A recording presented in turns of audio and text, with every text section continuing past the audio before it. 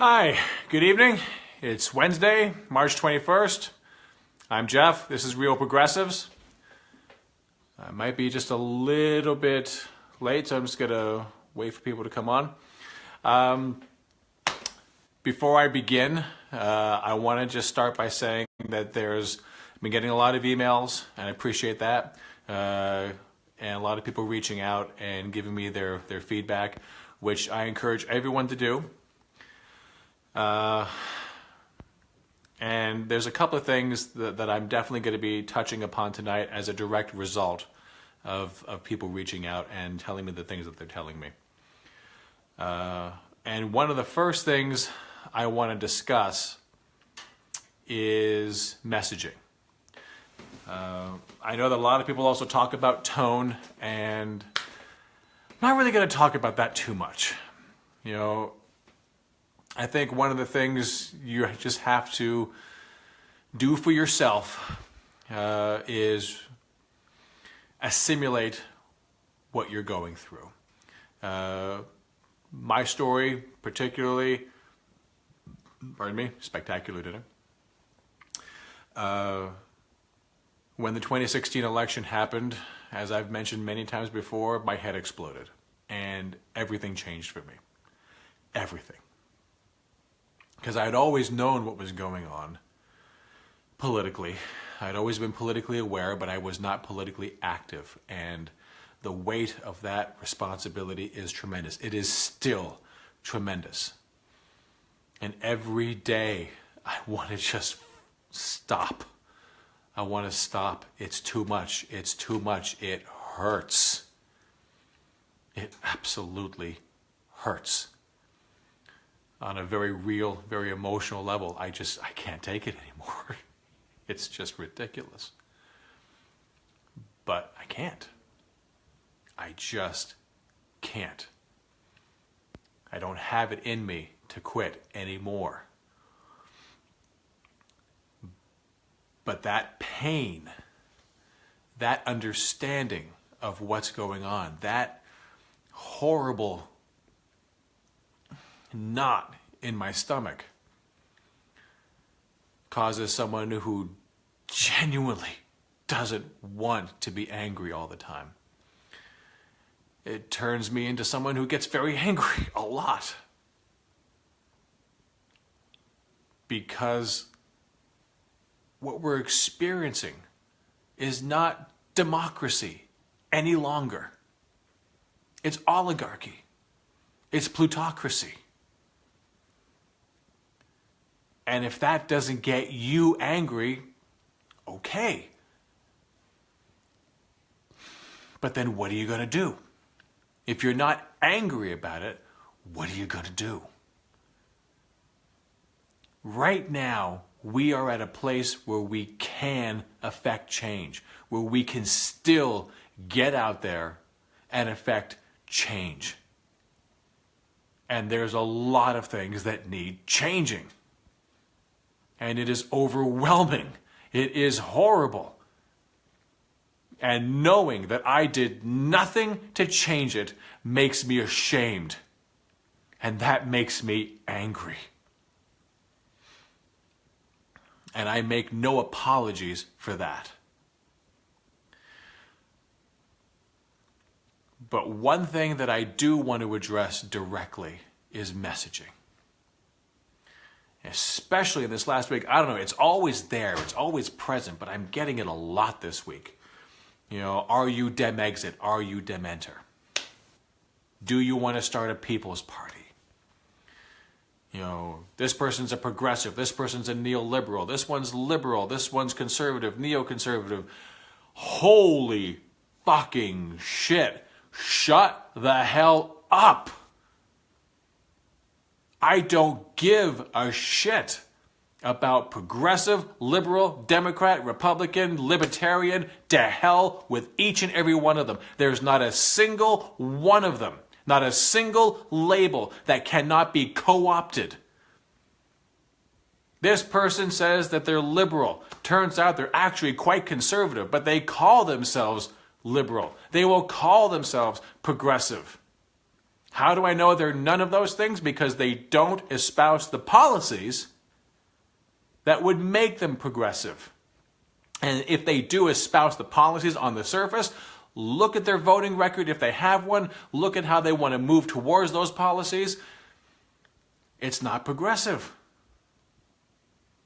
And I don't have the fucking time to start putting labels on people. You're progressive, you're not. You're liberal, you're conservative. I don't give a shit. Tell me what you believe in. Tell me what you're going to fight for. Tell me where you're going to stand and with whom you will stand. I fight for policies, not politicians. I fight for policies, not parties. And people will tell me, yeah, but it takes politicians to get policies. No fucking shit, Sherlock. Of course it takes politicians. But if you don't care about the party or the politician, you care about the policy, then you will be very careful about which politicians you espouse. You will actually care a great deal about which politician. Blue, no matter who, that is dangerous. That is absolutely dangerous. You say you're going to push them after the election, then you have chosen the wrong person if you can't push them before the election. If you can't find someone else to run. This is important. These are our lives, and we have an opportunity to save everyone. I am not interested in saving a few. And if you tell me that my holding the line, saying we will save everyone, puts the few in jeopardy, I say, no, you're putting the few in jeopardy because you're not getting in line with what we can have. Right now, it is possible. The only thing that steps in our way is you. You don't want to fight for it. You don't want to work for it. You're afraid it won't happen and we'll lose everything. That's only true if you show no courage. You stand up. And you say, this is what we need to do, and we can do it, and this is why, and this is how we'll do it. And then we win. So the deal is not to play to the lowest common denominator and see what we can get as a result of that. The key is to shoot for the moon. You take everything. You don't settle for less. Because the people that you need to get it from, they want to make sure that you have nothing. They want nothing more than for you to think that you can't get what you need. Because the less you shoot for, the less they have to push back. I'm not interested in making the oligarch's job easy. I'm not interested in accommodating the rich. I'm not interested in accommodating the powerful. I'm not interested in making their lives easier. I am interested in saving lives, everyone's life. And if you're not on that boat, then you are not my ally. You're not my enemy. Two very different things. Because you can always change your mind. Even oligarchs can change their mind. Do not let anger turn into hatred. Hatred will blind you. Hatred will turn into horrible things. You will do the wrong thing, I promise you. If you turn your anger into hatred, you will take a wrong turn. You will go down the wrong alley. You will. The only question is, will there be enough humanity left within you after you've gone into hatred to recognize that that's what you did? Love is what's going to save us. Love does not cancel out anger. Love turns anger into righteousness. I've said this before, I will continue to say it. MMT, modern monetary theory, a true understanding of our monetary system. That knowledge, coupled with anger and hatred, gets us the military-industrial complex in Wall Street.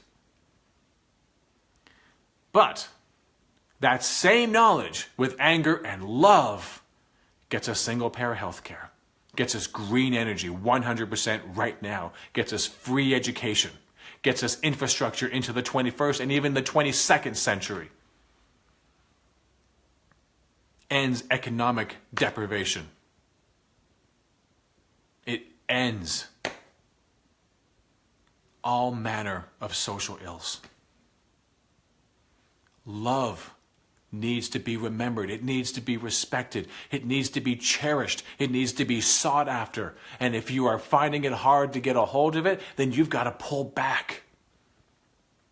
Because if you don't have it, you will wreak havoc. Love is the guiding principle for everything that we want. You want single-payer healthcare? Why?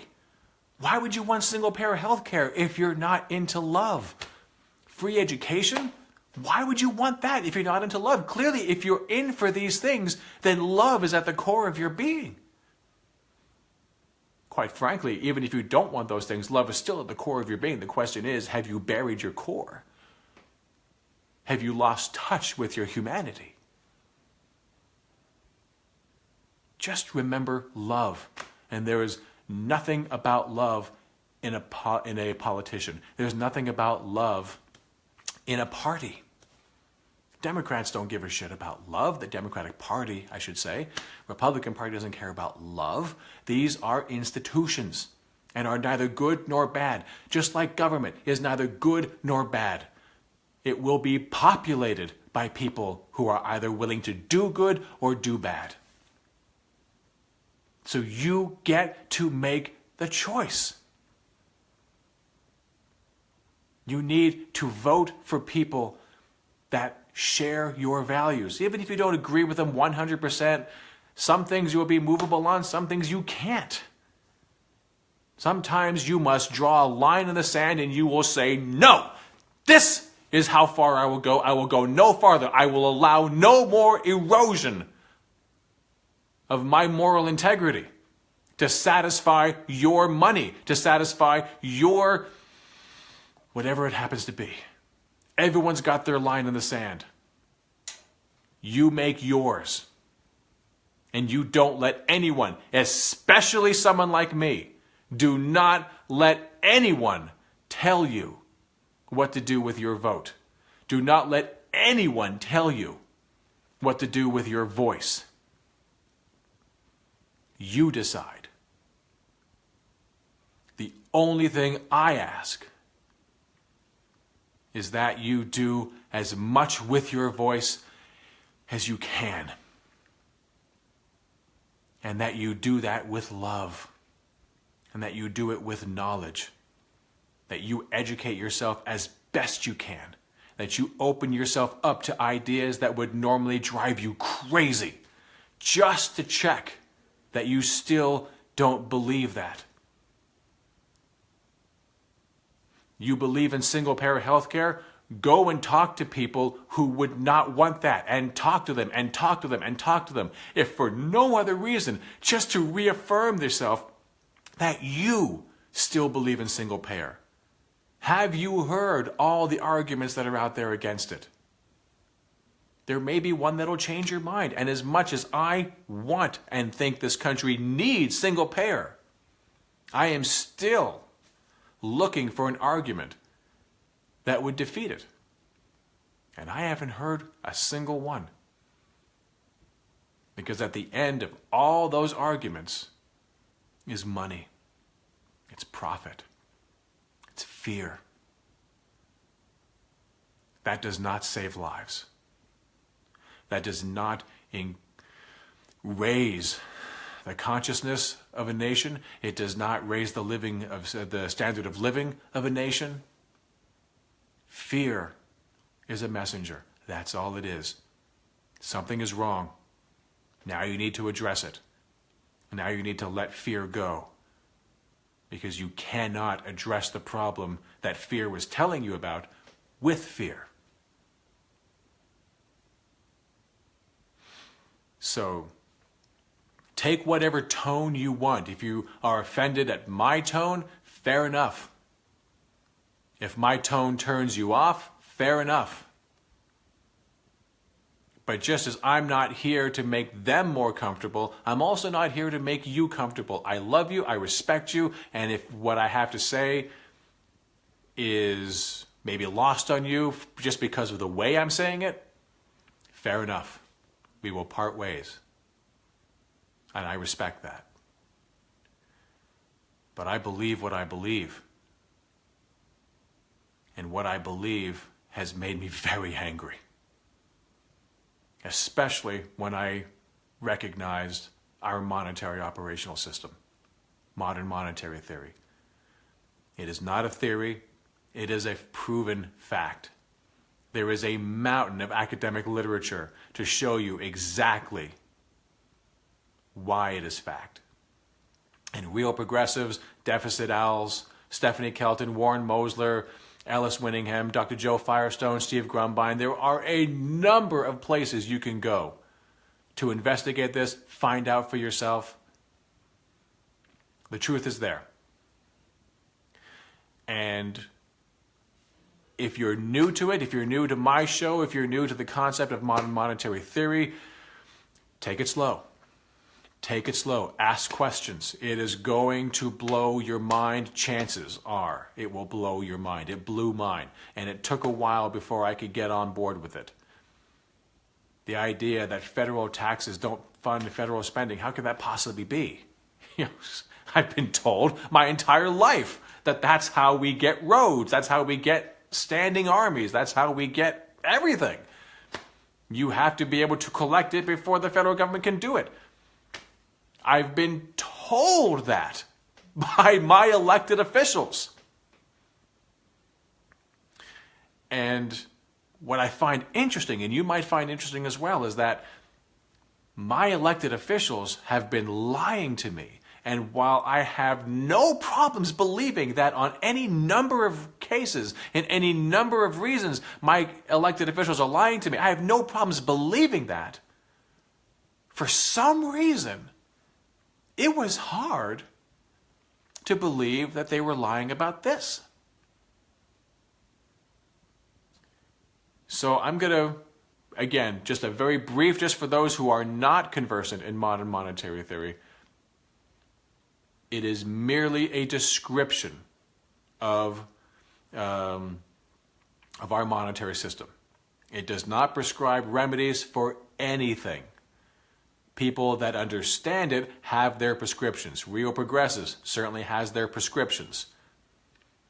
But as a body of academic work, it simply states that the federal government, any federal government that is sovereign and ruler of its own currency, it controls its currency. As Article 1, Section 8 of the United States Constitution says that ours is.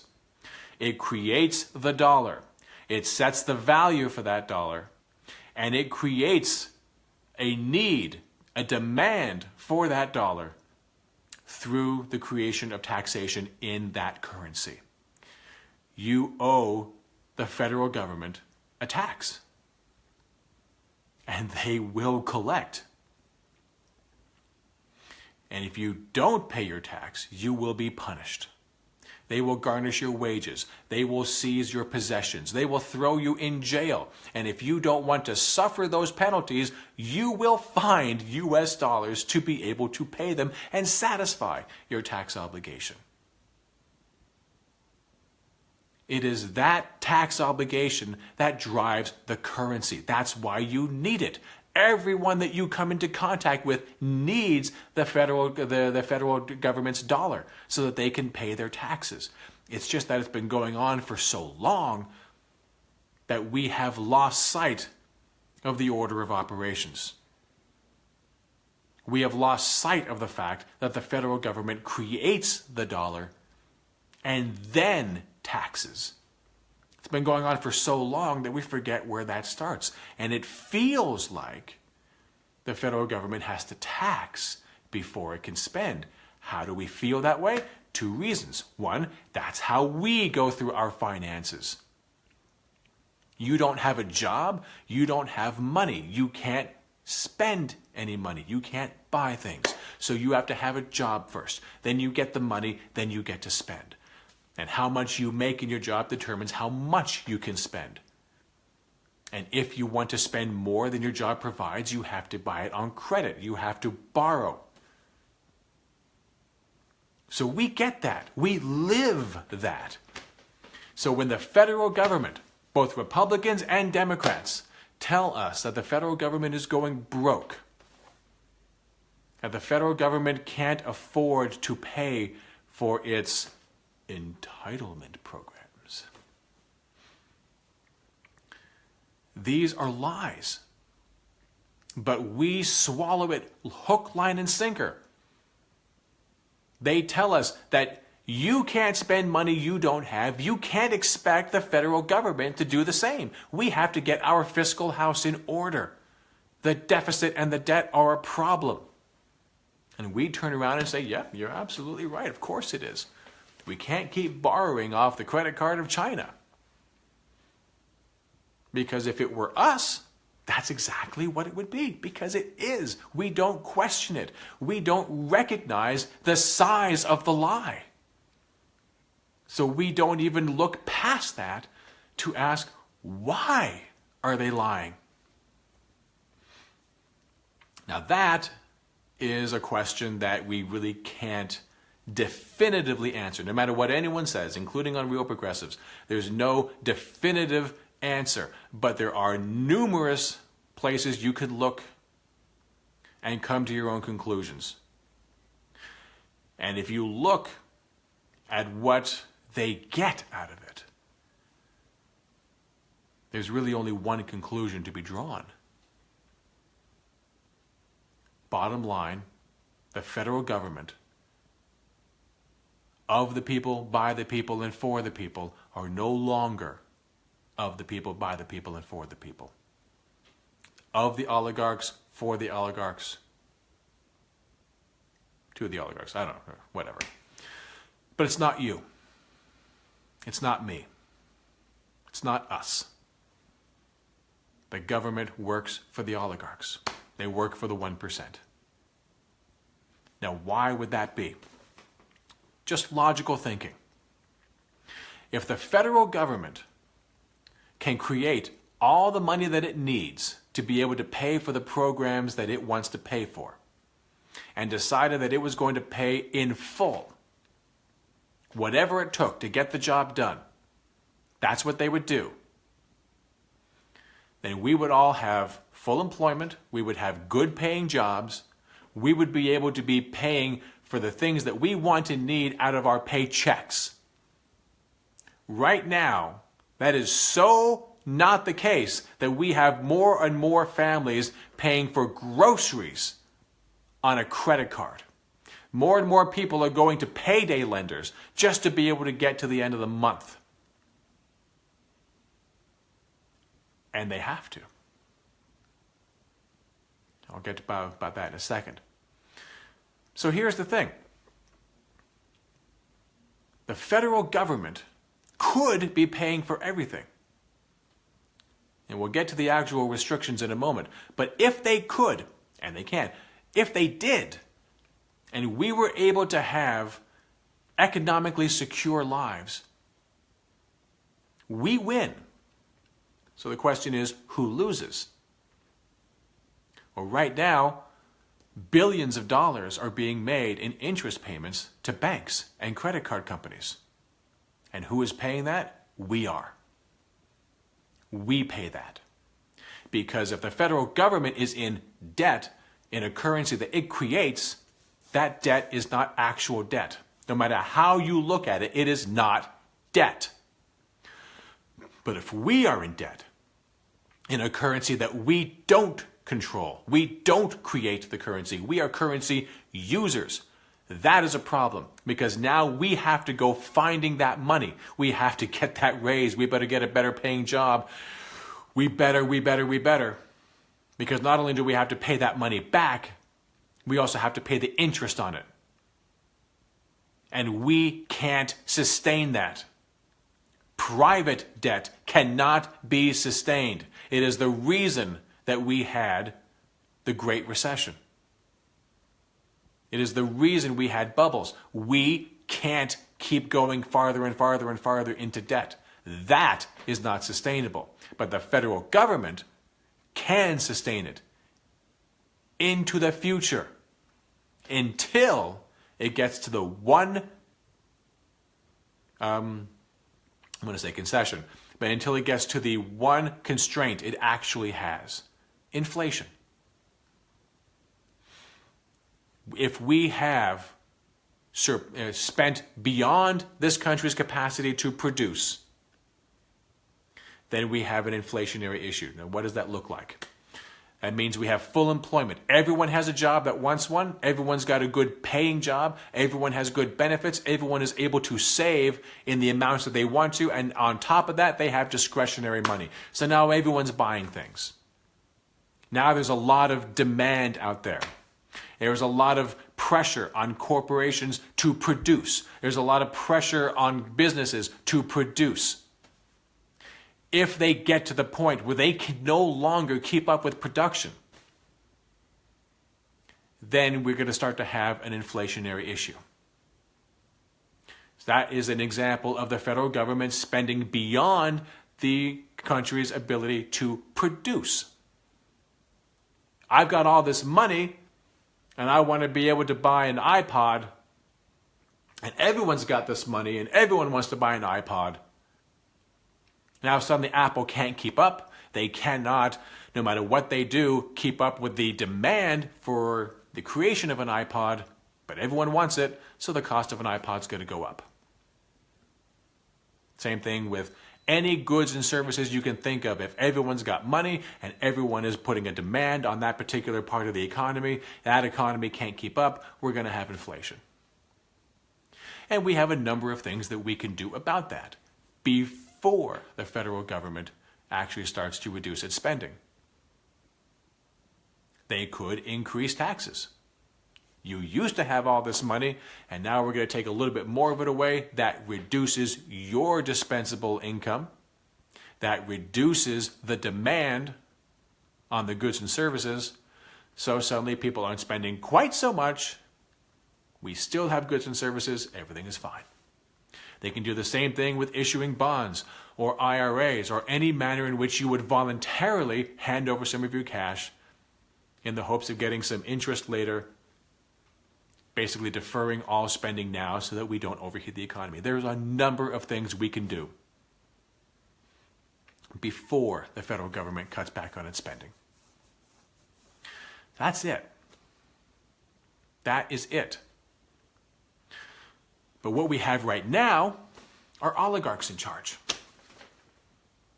They have started to privatize various industries. For example,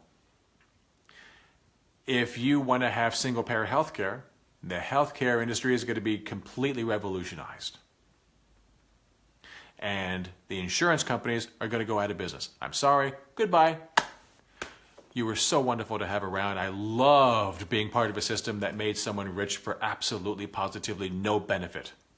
That was wonderful. Thank you so much. But now they can go away, and the federal government will simply pay the bills. So what just happened? Suddenly, small businesses don't have to worry about paying ungodly amounts of money to be able to cover the lion's share of your health care. That was a great thing. You have more money in your pocket because you don't have to have your deductibles taken out of your paycheck. That's a good thing. The insurance companies have lost big time. Big time. So they're going to pay to make sure that that doesn't happen. They will pay hundreds of millions so that they can turn around and make hundreds of billions. Meanwhile, you suffer. 45,000 people die every year as a direct result of not having access to health care. So that insurance companies can make money. so that CEOs can make ungodly amounts of money, so that hospital administrators can make ungodly amounts of money. I am not okay with that. I am not okay with people dying needlessly so that someone else can have a wonderful kick-ass vacation in the Riviera.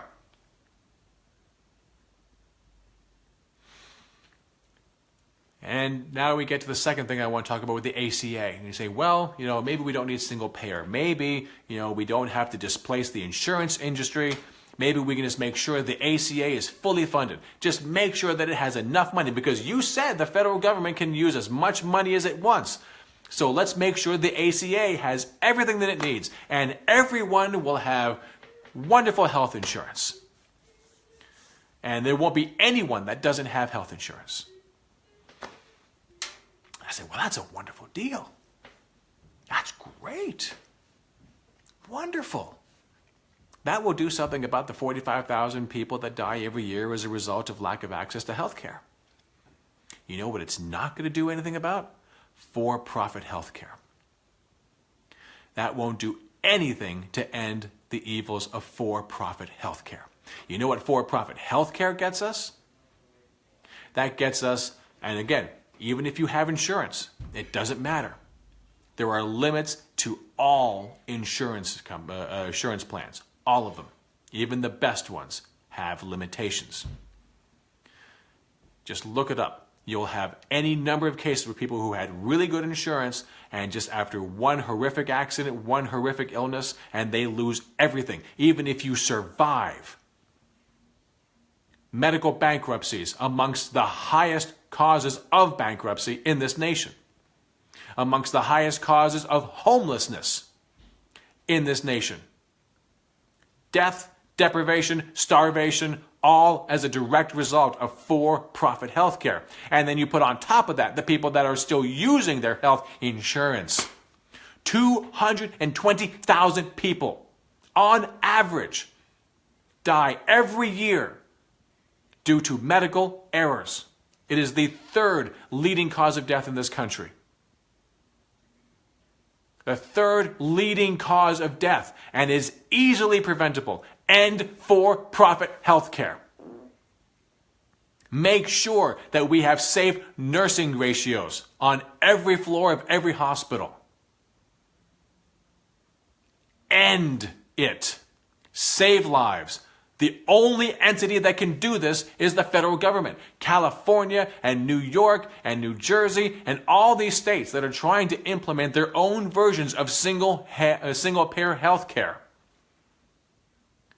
They won't be able to do it, because it's still going to be based upon for-profit. They can only do so much. They will have to do for themselves exactly what people claim the federal government will have to do. The states will have to raise the revenues. Your taxes will have to go up, or programs will have to be cut. Something is going to have to give. And at the end of the day, what's going to give is our lives. It's going to be a Band-Aid on a gaping chest wound. It won't end for-profit health care. It won't end the need for the state to be able to cover whatever it can, which won't be enough. Guaranteed. It's not going to end the fight between the rich and the poor. The thing is that with the federal government, we don't give a shit about the rich. We don't need to give a shit about the rich. Or at least we don't have to give a shit about their money. We don't have to do anything about their money before we save lives. Before we save everyone. We don't have to agree that it's okay to just save a few because we were afraid we wouldn't be able to save anyone. No, we can save everyone. If the federal government does it, because they don't give a shit about a revenue stream. They don't need your money, anyone's money, before they decide to do anything. But the state does. New Jersey needs to be able to raise the revenue somehow. And guaranteed, it's not going to be able to cover as much. Because the more they cover, the more money it's going to cost. And they're going to have to watch every penny. Guaranteed, people are going to fall through the cracks. It's not necessary. You simply have to look around. We have the richest country in the world, rich in resources, and not just our resources, the resources of the entire world. We are a net importer. Yes, that may mean a loss of jobs in the short term, but we get goods and services sent to us from all over the world. People that want to do business with the United States, that want to be able to do business in US dollars, we get the benefits of that. And if we're worried about these jobs going overseas, and we should be, great. We'll have a federal job guarantee. The federal government can pay for everyone's unemployment. We can absolutely do this. We can end unemployment. We can end poverty. We can end the deprivation as a result of not being able to afford your medical bills or be able to even accrue them because you couldn't afford it. You were afraid to go. Everyone that says that everyone gets covered because they can go to an ER can suck it. That is not what good health is supposed to be about. By the time you go to the ER, you're already horrifically in a bad way. You cannot treat your diabetes or your cancers by going to an ER. That is evil. That is evil on a massive scale. How about saving our ecosystem? I don't care if you think it's man-made or not. I don't care. God doesn't care. The earth doesn't care if you think it's man-made or not. It is happening, and something has to work. Something has to happen to mitigate it, at least.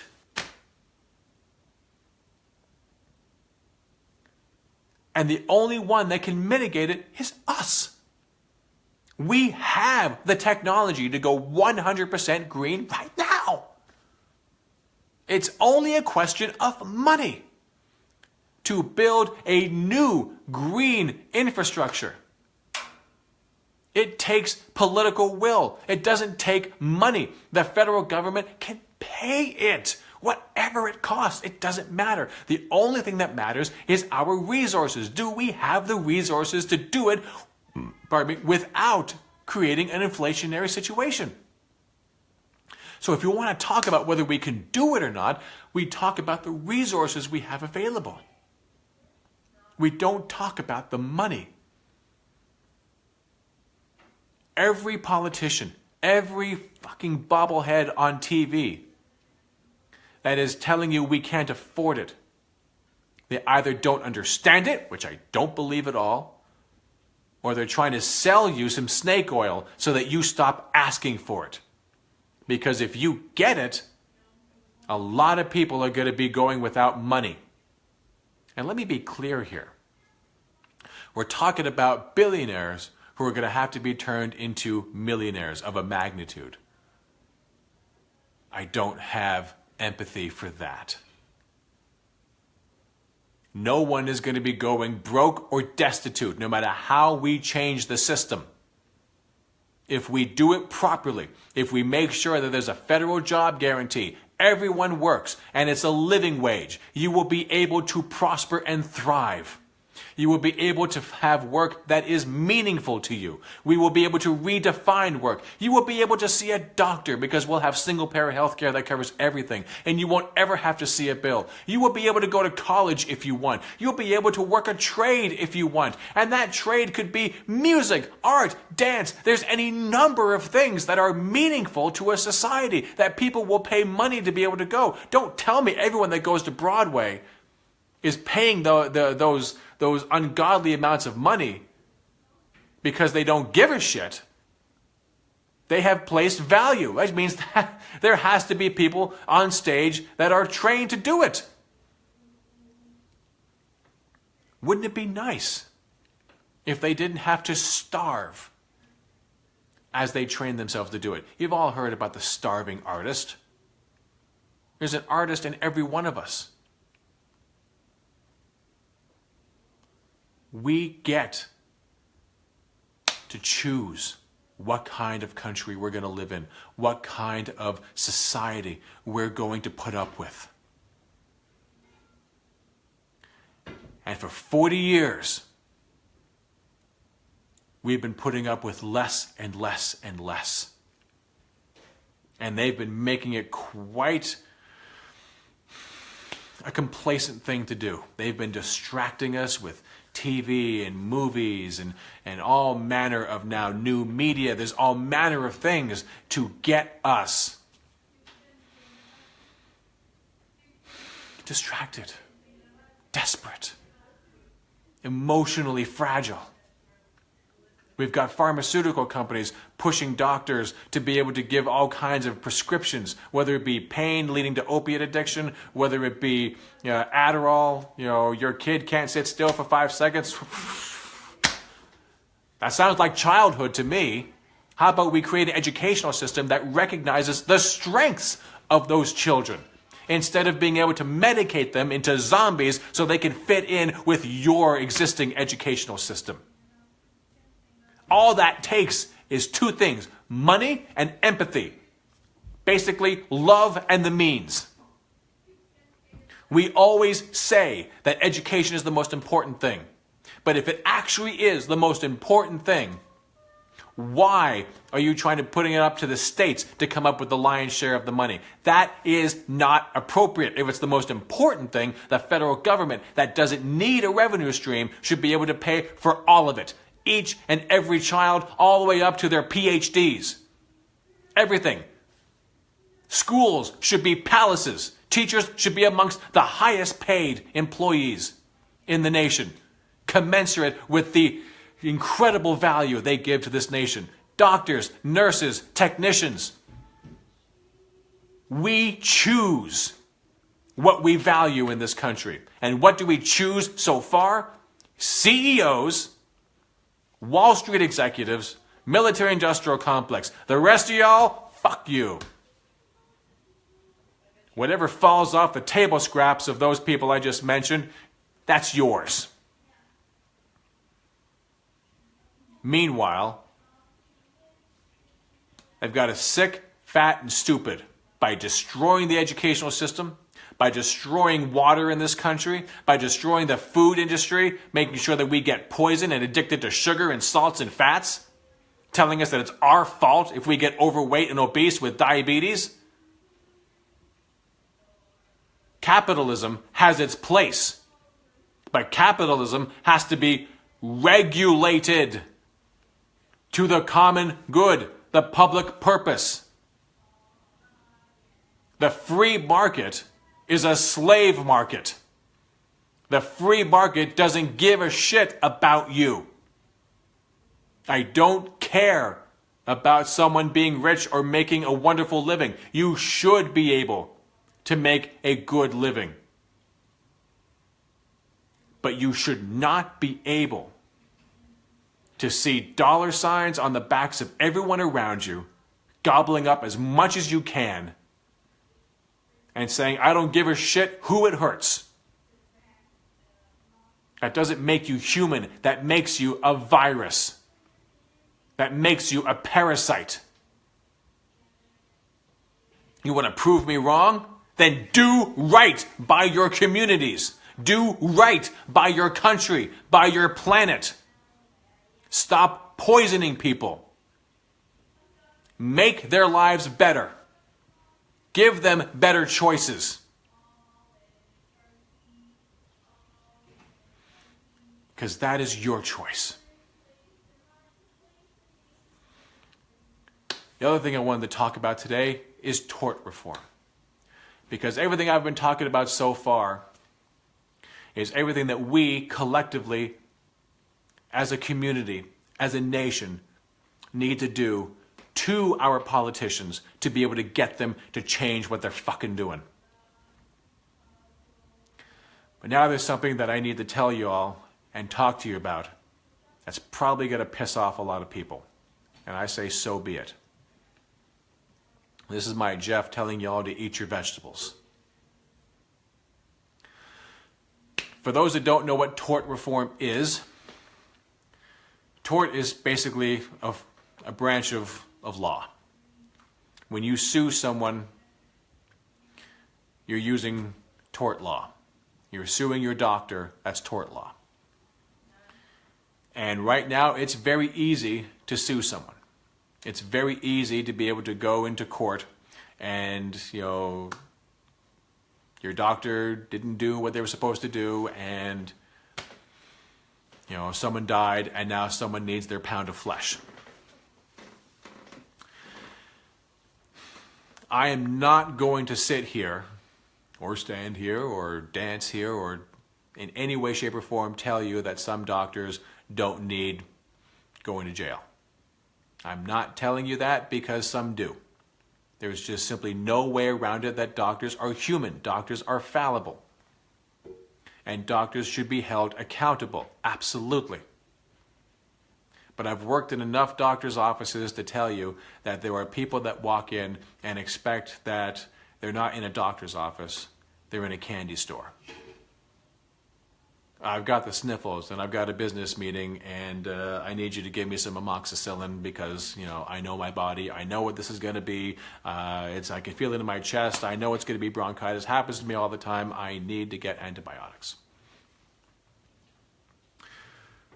Good medical professionals will tell you that if we just simply throw antibiotics at the situation, what we're going to wind up with is superbugs. Superflus. Antibiotic resistance is a real thing. Look it up on the CDC. It is a danger. It is going, if we don't get a handle on it, if it runs away from us, it is going to fundamentally revolutionize in a bad way how we can treat sick people in this country. Now, again, very, very important that you understand this. I am a medical assistant. I have a lot of knowledge. I am not a doctor. I'm not an RN. But I have been around a long time, and I've spoken with a lot of people that are RNs and medical professionals and doctors, and I'm here to tell you that sometimes you gotta let your body figure it out. I'm not saying don't go to the doctor when you first start feeling these symptoms, but if your doctor is telling you that it's not necessary that you get antibiotics, that what you have is a virus, which antibiotics don't do anything for. Antibiotics are for bacterial infections. If you have a virus, we're going to have to treat your symptoms until it runs its course. But if you just keep taking antibiotics into your system, all the bugs that you do have in you will start to get smarter. And they'll start to build up a resistance. And you're not just simply doing this to yourself, you're doing it to everyone. So please, you're going to your doctor for a reason. You're going to your doctor because your doctor went to school. They have the medical knowledge to deal with sickness, to know how to treat that sickness.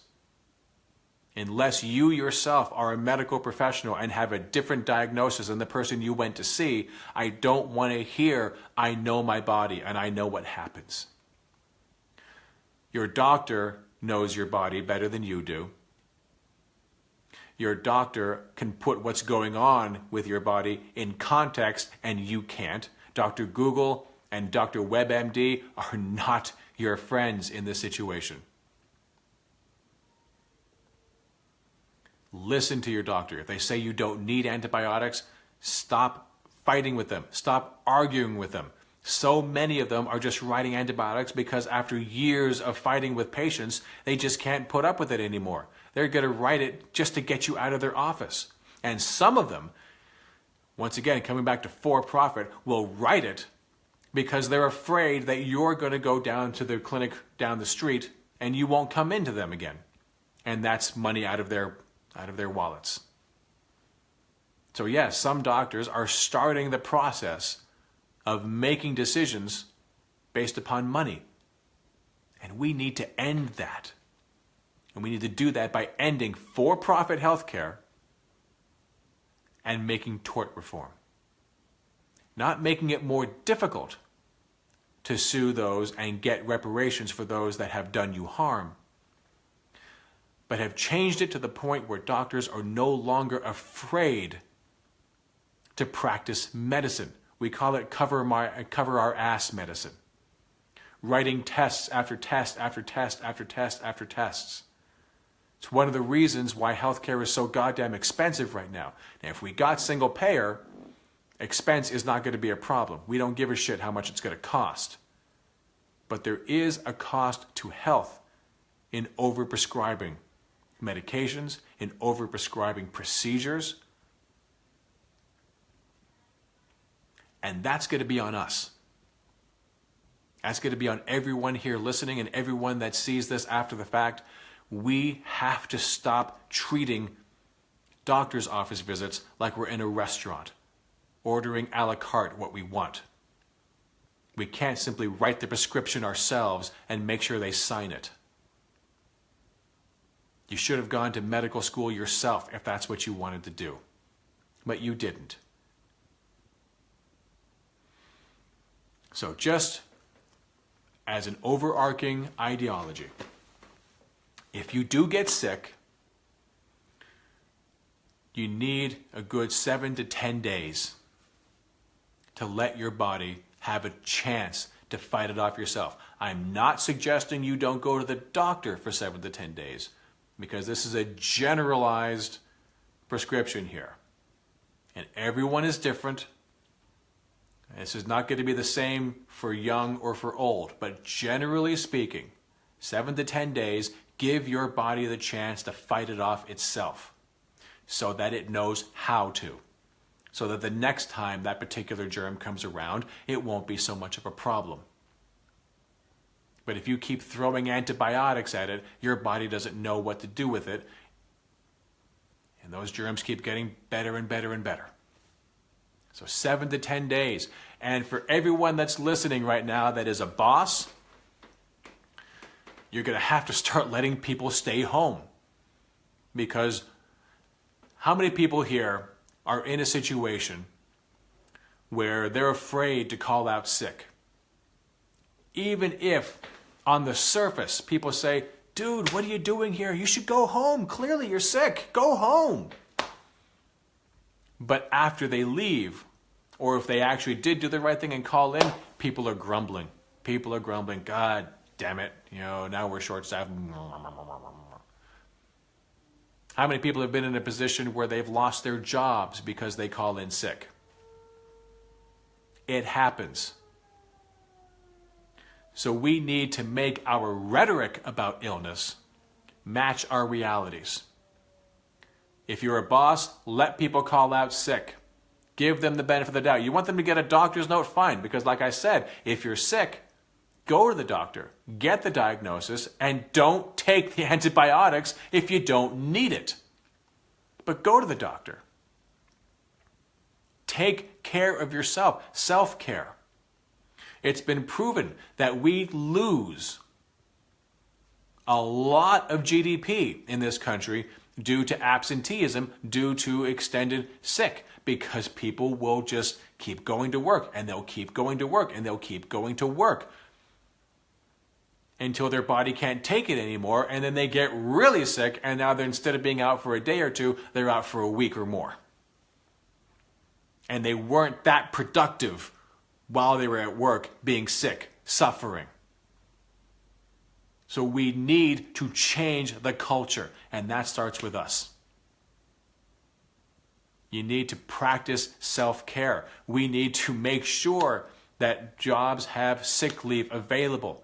And that is also something that the federal government can guarantee. You don't have to put the onus on your job to be able to pay you even though you're not there.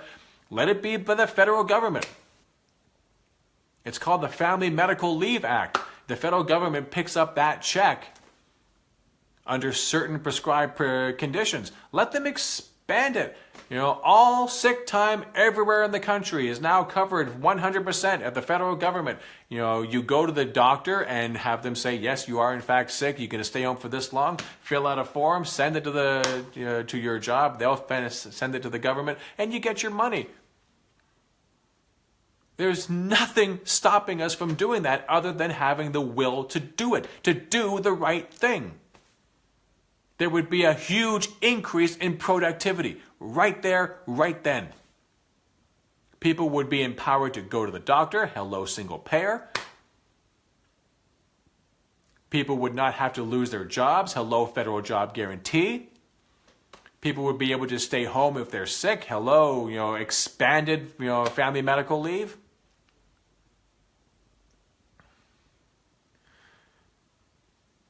We need to change the culture. And that's us. Because at the end of the day, a society is made up of individuals coming together to decide what we're going to accept and what we're not. And for many years after World War II, throughout the 40s, the 50s, and the 60s, and most of the 70s, as GDP rose, so did the average pay of everyone. The difference between the CEO's pay and your pay was reasonable. But starting in the mid-70s, all that changed. And GDP kept going up. And what used to go up for us, now not so much. Cost of living keeps going up, our wages don't. We go into deeper and deeper debt. There's more economic desperation. We're allowing people on TV to tell us what our lives are like. So even as crime actually goes down, we got people on the news telling us that crime is going up and that it's a problem, and you should probably arm yourselves with guns. We had another school shooting yesterday, by the way. How wonderful for that.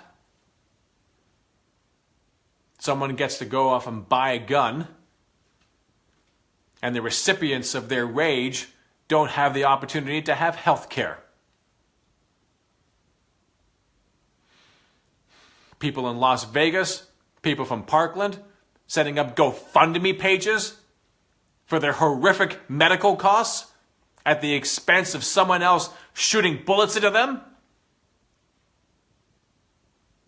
For the crime of being a student at school? Of going to see a concert? This is the society that we have created. We have allowed guns to run amok, all at the same time that we have created economic desperation. We already had a racial problem in this country, and it makes it worse. Because most of the economic desperation for most of this country has been lopsided. I don't understand how the African American community has been able to go through what they have gone through for the entirety of this country, and then go to church and pray about love and pray about forgiveness. And they pray about brotherhood and coming together.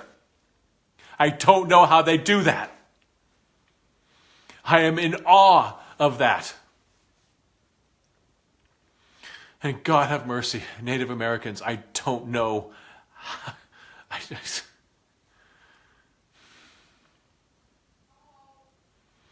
If we're not willing to own up to everything that we have done to each other, then we will never solve it. If we are not willing to ban military-grade weapons right off the top, make it incredibly hard to get, the federal government can do a full buyback. You have one of these guns, you don't want to just simply get rid of it, the federal government will buy it. Thank you very much. If we're not willing to end economic and medical desperation, if we're not willing to fully fund health care, including mental health care, and that means mental health care for those that need it No copays. We shouldn't have copays for fucking anything. But if you need health care from a mental state, you can't just simply be paying copays every week. We have enough people running away from their physical body ailments because they can't afford the occasional copay. We have to end copays, deductibles. We have to end for-profit health care. If you need mental health services, we need to end the stigma. There is not a single person on this planet that doesn't need to talk to someone about something. No one is going to be unburdening themselves upon whomever. Husbands are not going to talk to their wives. Wives are not going to talk to their husbands about everything. You don't have enough friends on the planet to be able to cover the individual topics you would like to cover. You need someone to go and talk to who does not have any other role to play in your life. Someone for whom you're not going to just simply have to look at outside that office and realize they know your innermost secrets. Everyone needs someone to talk to. So end the stigma. If you think that someone that needs to go to a therapy has got problems, look in a mirror. That very ideology suggests that you have something in your closet that you're not talking about. Yes, bad teeth, bad heart valves. Yes, dental. We absolutely need dental. And vision. It blows me away that even in Canada, dental is not covered. I just can't. And Canada is just like the US. They run their own currency. If they want to end waiting times in Canada, put more money in there. People should have dental cleaning on a regular basis. Put more money in there. It is simple. It is a simple prescription to solve every social ill we have. And the only reason it doesn't happen is because it would compete with the private sector that wants to make money off of you. When did they start telling us that government was a problem? Back in the 70s and 80s. Government is not the solution to your problem. Government is the problem itself. And why was it the problem? Because it was competing with those that wanted to make money off of you. Government can't possibly do this. Government is not efficient. Government would never be able to do it. No, that's not true. Government can do anything it chooses to do. Anything it sets its sights on, it can do. The question is, are you going to give it the money to do it? Are you going to allow it to create the money to do it? Will you allow it to populate its offices to be able to get it done properly? One of the problems we have now with government is that there are so many vacancies, especially in departments that are supposed to be looking out for the little guy. They don't have the manpower to be able to do what they're supposed to do. Over in England, they're trying to privatize their healthcare system. They're trying to choke off the money. England as well also has a fiat currency. It creates its own currency. And they're choking off the money. And all the people see is that there's now longer wait periods and things are looking bad and doctors are stressed and then the people on the TV and the politicians will tell you that this is proof that socialized medicine doesn't work. They will withhold the money to make it work with one hand and then tell you that it's failing with the other. They're lying. They're absolutely lying. And they don't care how many bodies they have to crawl over to get the money, the fruits of their labor, the sweet fruits of their labor.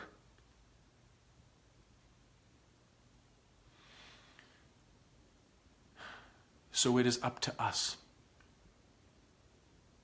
People ask me all the time, well, what do we do? What do we do? Until such time as we have a critical mass of people who understand, there's not much we're going to be able to do. I write letters all the time. I send them to all media outlets. I still haven't gotten a reply, and I'm not expecting one. But what we can do, what we need to do, is make sure that we wake up as many people as possible.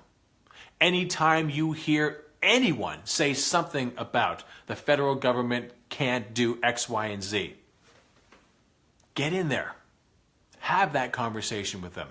Anytime you hear someone say about tax dollars, I don't want my tax dollars going towards X, Y, and Z, tell them it's not going to X, Y, and Z. I used to be just like that. I used to say I don't want my tax dollars going towards, paying for tanks, paying towards congressmen's salaries. We pile on to Steve Mnuchin, for all the first-class air travel that he gets and charges it to the taxpayers. It's not the taxpayers' money. It is our public money, if you want. It is certainly our allocation of resources. I'm not saying don't get upset at Steve Mnuchin for flying first class. Just don't say that it's taxpayer money. That pits people against people. That is an argument that separates us.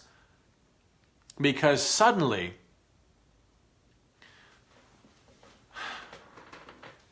I have to pay for you. We have done a horrible job in this country separating ourselves from one another, or a great job if you're an oligarch. We don't see community anymore. We don't see the value of community anymore. It's me, me, me, me, me, me, me. I better get mine, I better get mine, I better get mine, I better get mine. And knowing that if you believe in the American dream, that you yourself, if you work hard enough, might be rich because you've been told that siren lie your entire life, you don't want to go after the rich because you want to be them. And when you get there, you don't want people coming after you. So I don't want my money going towards this, and I don't want my money going towards that. It's a whole different conversation if you understand, I'm not going after your money. We have all these resources.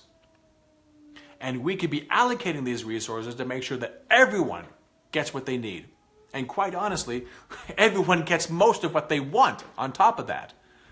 But instead, we're taking all these resources and we're giving the lion's share of it to these people, not because they need it, not because they were going to use it, just to make sure that we don't have it. Just to make sure that they can have their profits, that they can have their money, that they can have their power. Because that's all it is. It's power. They don't grab all the resources because they need it. They grab it because they can. They grab it to make sure that we don't have it. But they're shooting themselves in the foot. Because the economy runs on sales. We need sales in the aggregate, which means on the average. We need sales. And there's not enough oligarchs to buy everything that we would need to be able to maintain the economy the way we want it. There's just not enough of them. They take all the resources and they don't do enough with it to actually keep the economy going. So what do? We go into debt. We borrow money that we have to pay back. There's no net financial assets at the end of that, but we borrow it, we pay it back with interest, and we pay. We spend on the aggregate to keep the economy going. But we suffer as a result. We suffer from the anxiety. We suffer from the desperation. And it can't go on. because eventually our backs break and we can't keep taking on more and more debt. And that's what happened in the Great Recession. The bubble burst. We could no longer continue to keep this thing afloat. And what happened? The federal government, bought and paid for by the oligarchs, made the 1% whole and left us with nothing. So they can start all over again. So if we do what they keep telling us we should do, if we pay only what we can earn, if we stay within our means, and they keep taking everything so that our means are minuscule, the economy collapses. I'm not talking recession, I'm talking depression. They can't spend to keep the economy going. And if we live within our means, there will be not enough sales. There will be not enough spending. Everything comes to a crash. The only logical thing to do, fuck morality, the only logical thing to do, if you want to keep a good, healthy economy where everyone gets what they need and the rich can stay rich. They can't stay as rich as they are. I'm sorry. They're using their money to buy that which should never be for sale. Politicians, democracy. So they're going to have to be taxed. Not because we need their money, but because we need to curb their greed. But if you pay to the public purpose, and everyone shares in the pie, and it's a huge pie, you can have a fantastically large piece. Now we have sales in the aggregate. Now the economy keeps going. And we all live. We all win. They can't do it. We have to. But if we do it out of debt, it'll be one recession after the next. And we will suffer throughout the entire time. People will die needlessly. There will be mental illness. There will be all manner of suffering in the streets. There will be homelessness. There will be bankruptcies. And it will be pointless and needless. So I'm going to leave it there for right now. I just want you all to remember, I don't want to do this anymore. I really, really don't. I hate doing it. So help me out. Wake up more people. Wake them up. Talk to them. You wanted to get us out of this mess? It's a huge mess. It's a huge hole. We cannot do it with just a few people. We need millions. Millions upon millions. Hundreds of millions if we can get them. We need them to understand about federal finance and how it works. I know it's economics, and I know that it's boring, and I know that it's not what anyone wants to do with their time. I don't want to do it with my time. But it's actually not that complicated. Just a little bit of logic. Article 1, Section 8 of the Constitution. If we can create all the money that we need, how can we possibly be in debt? How can they possibly tell us, Mr. Paul fucking Ryan, that entitlements are the problem for the debt and the deficit and we have to rein that in, while you just gave billions to the 1% and billions to the military-industrial complex and you didn't even bat an eye while you did it? We need to understand how these things work so they can stop lying to us. If we never get single payer, I will be devastated. But if we never get it, it better be because we decided as a country we don't want it. Not because we can't afford it. If it goes down because we can't afford it, fuck everyone. If it goes down because we don't want it, collectively, united as a nation, that's horrible, but I accept it. But we have to stop saying that we can't afford it. It's the most ridiculous lie imaginable. So please, if anything that I have ever done has ever inspired you even an iota, please use your voice. Speak up. Speak up to your friends. Speak up in a crowd. Write a letter. Send it somewhere. Send it everywhere. Do something. Do anything to educate people. As Steve Grumbine says, each one teach one. Please. Every day that goes by, people are dying. I don't mean to be overly dramatic. It's just a fucking fact. So, the stakes are huge. I love you all very much. Please help me stop doing this. I'll be back next week. Take care.